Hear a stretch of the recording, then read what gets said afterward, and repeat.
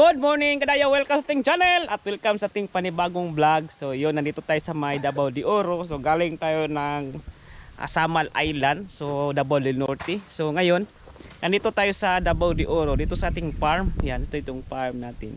So galing doon, pumunta tayo agad dito sa may sa farm Davao de Oro kasi para ating i-rehab tong mga mga banana, ang mga saging kasi dati ang kuan kasi dito, ang daming mga damo, halos nalubog sa damo tong farm natin kasi matagal-tagal lang hindi na nagalaw, hindi na ilinisan. Kaya ngayon ating rehab.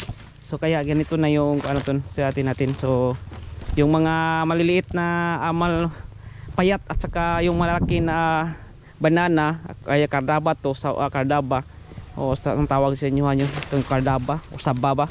So yung malaki na payat ating kinuha, tapos iniwan natin yung mga maliliit na mga ganda, tapos nilagyan natin ng asin. So ito yung farm natin. So farm tour ta ngayon. So yun, kaya ating rehab para may produkto tayo kasi para pangbayad ng utang. Kasi ngayon pa kasi ito na simula natin pag-rehab, kaya kanito pa. So wala pang product, wala pang produkto kasi ngayon pa lang nagsimula tayo sa lagyan natin ng asin yung mga lubi, linagyan natin ng mga abono or pataba. Yan, lagyan natin ng asin yan. Yung so baka may expert dyan sa pagsasaging, pag banana. Paki-comment naman kung tama ba itong ginawa natin kasi ngayon tagal-tagal tayo hindi naka-farm o farming. Kaya yun, kailangan pa natin ng knowledge about farming kasi hindi pa natin alam kung paano. So maliit lang itong ating farm, 1.5 hectares lang, may higit. Kaya ito yung pinupunuan natin ng saging at saka niyog. Ito yung niyog natin. So kahapon lang yung natin. So ito tayo nga side, hanggang doon nga side. Buti na lang walang ulan ngayon, nakapaglinis tayo. Yun, nagsimula pa lang nagpagsimula pa lang ng yung mga maliliit na saging. Kaya yun, wala pang produkto. So sa mga may utangin ko dyan, hintay lang kayo pag mayroong bunga na to ang ating banana. So yun, ito na yung sa dito. So ito tayo ting Nong Rogelio, yung hagbasa niya para marehab to. Si tagal-tagal dati parting ang dabi, ang lubog to ng damo, halos lampas ng tao yung damo. So higit sa tao pa yung damo na nandito. Kaya yun, ito yung sprayhan. At ito na yung tinatrabaho ni Nong Rogelio. So tingnan yung puno ng banana, ang liit-liit ng ang liit niya kasi ang payat-payat, walang taba, walang pataba. So ayun, natin lang lirehab para lagyan natin pataba. Ating tuhain na kunin natin yung mga yung karaan ba or lumang malagyan nito kasi payat at saka may mga sakit na, yung tawag sa amin tibagnon, yung mga puntik-puntik na maliliit na papunta doon sa kanyang bunga. Hindi na makain. Yan, kinain ng mananap po. O mga hindi na makain. Hanggang pa doon side. Kaya dito lang sa dating inuna kasi may maraming mga saging. So yun, ating pinuntahan lang ating farm, then uwi na po dito ng Davao para hanap na tayo ng money pira doon para pang tustos dito at saka yun, pambayad din atong utang din. Makabayad sa utang ato. So yun, mamaya uwi tayo ng baryo pa doon na magtulog kasi ito yung mga gwardiya natin dito. Siya. So dito nga side sa akin na tong kapatid nga babae. Yan, bago lang din linisan din niya. So dito nga side sa akin kapatid. Kapatid na babae. Dito may kuan sa dito. Munting house. So dito kami naka-stay ngayon. Hindi pa natapos. Kulang pa ng dingding. Ayan. Ito yung nangka ng aking mama. So dito kami naka-stay ngayon. Ayan. Si Arlo. So kanina dito na sa aking kapatid itong babae. Ito nga side. Kanya hanggang pangutungo dun. So kahati kasi amin itong lupa sa amin itong mama saka papa. Kami na yung nag-manage. Kaya hati kami. Dalawa lang kasi kami. So yun, ito yung tour natin sa ating farm. So next time, balitaan ko kayo ano ng kuhan sa ating farming, pag-farm. Bala ko kasi malagdagan pa to ng mga banana at saka lubi or niyog. Pero sa ngayon, atis ang inirehab. Bala ko sana yung kuhan ba, yung ilinya ko yung mga o hilira ko yung mga kuhan, banana. Pero sayang magutong dati nakaturok na dito o nandito nakatanim na, tapos kulang lang ng kuhan, kulang lang ng kuhan ba, alaga. Kaya atis ang i-rehab din yung mga kuhan na mga bakante na atin ang ihilira sa pag trabaho. So yun, rehab muna natin para may pira tayo na para pangbayad ng utang. So yun, bibidayo.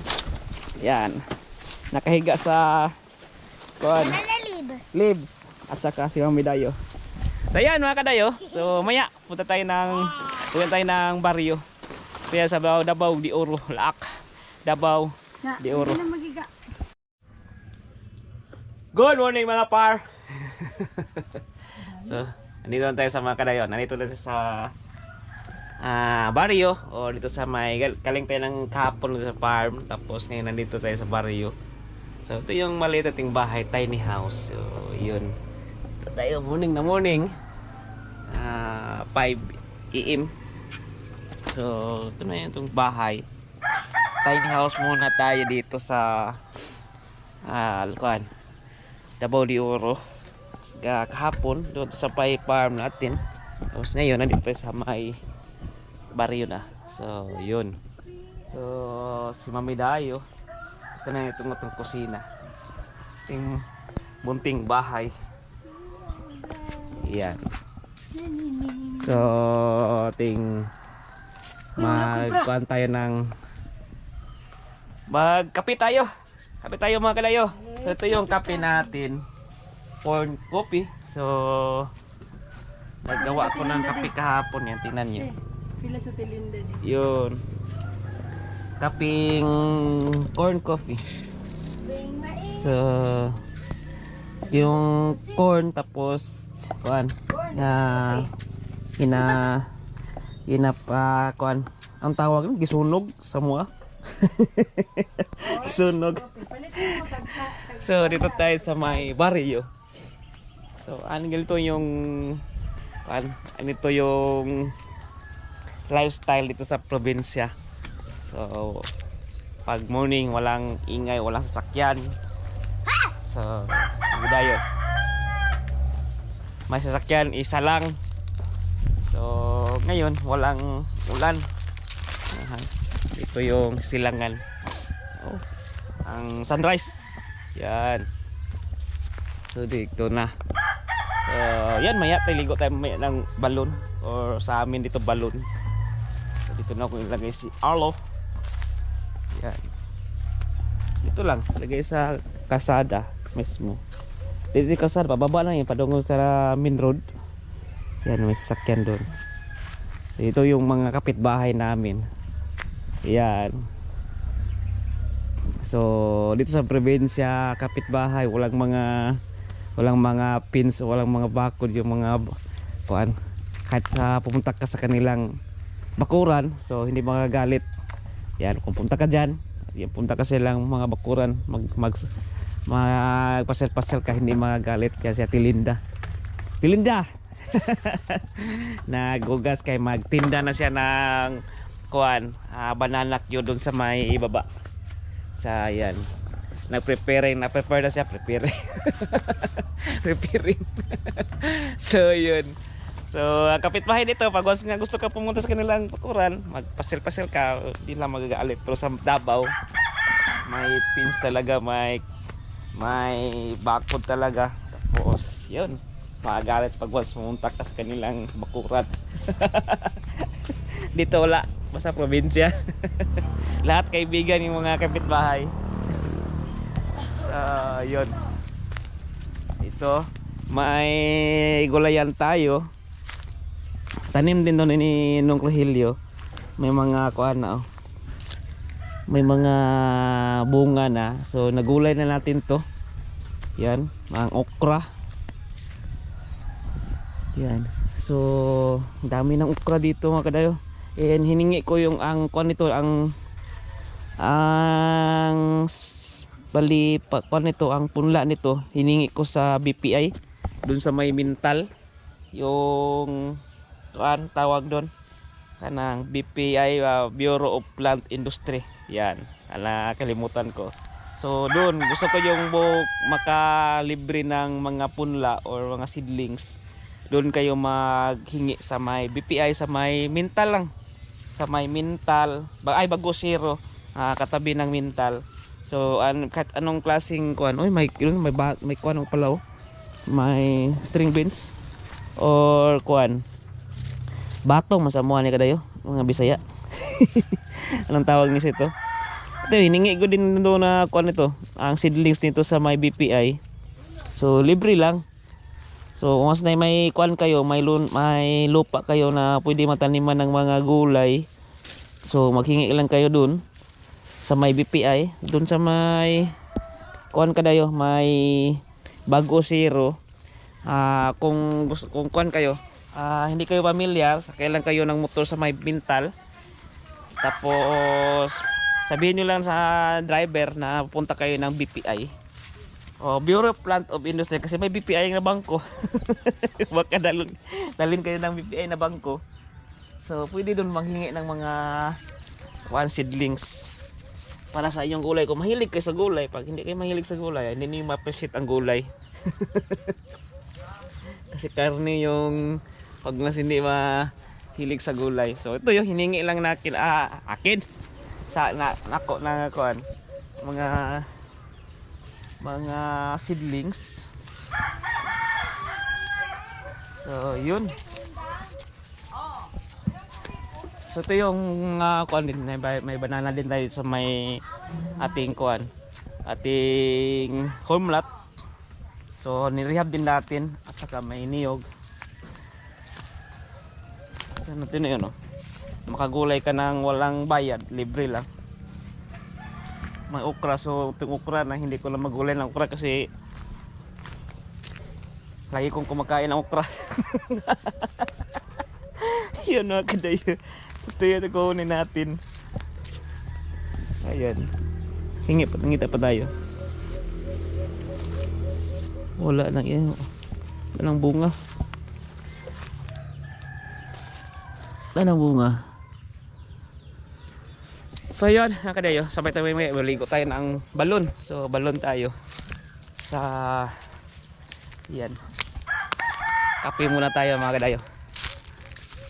Morning. Morning.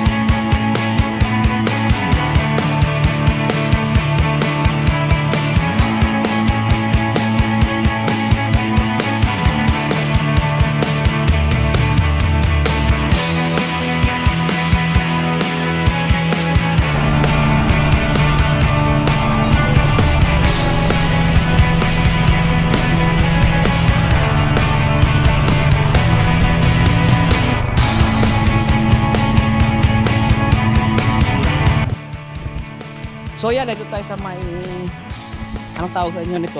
Balloon sa amin. Baka magalit niyo yung mga buzzer natin. Ganito na tayo sa balloon. So dito tayo mailigo kasi ito yung yeah, bag. So ito yung life ng probinsya. So dito tayo maliligo. So dalawang balon to. Isang pangligo at isa yung inumin. So hindi halo. So malinis yung inumin natin kasi naka-separate ba? Nakaiba. So ito na yung balon. So yun. Marami. Yung isa, ito yung pangligo, panglaba, at dito yung inumin. Yan. Ito magkuha ng tubig para inumin.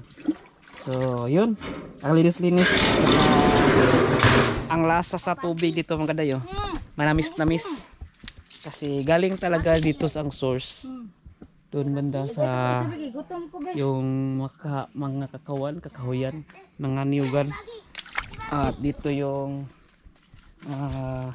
balon. Tingnan niyo, dalawa. Ayan, dalawang pwede magamit. Ito isang pang inumin at isang panglaba at saka pang ligo. So ligo tayo.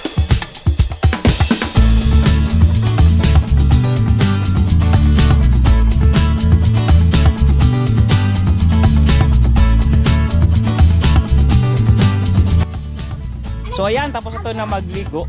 So wala bang bayad dito. Ang ating lang gagawin ay magkuha ng mga basura. Kasi may mga nakarating dito na yung mga basura kinalat lang. So yun, ito yung mga basura. Ilagay lang natin sa tamang lalagyan. Kasi walang bayad dito, free naman. Kaya atin maghilinis na lang tayo. May nakalagay naman dito na basurahan. Kaya yung mga plastic ating kukunin at ilagay sa basurahan. Mas yun ang empty ng mga shampoo. You want to meet you? Lagay natin sa basurahan para panatilihin natin malinis yung balon. Kasi dito tayo nagkuha ng tubig. May tubig naman doon sa baryo, pero masarap ditong tubig kadayo. Ayan. Pero schedule lang yung pagkabigay ng tubig sa baryo ba, kaya kung gusto ko yung kumuha ng tubig agad, dito na ka napupunta. Tapos sa ating linisin para wala nang bayad, kaya kunin lang natin yung mga kalat. Yan.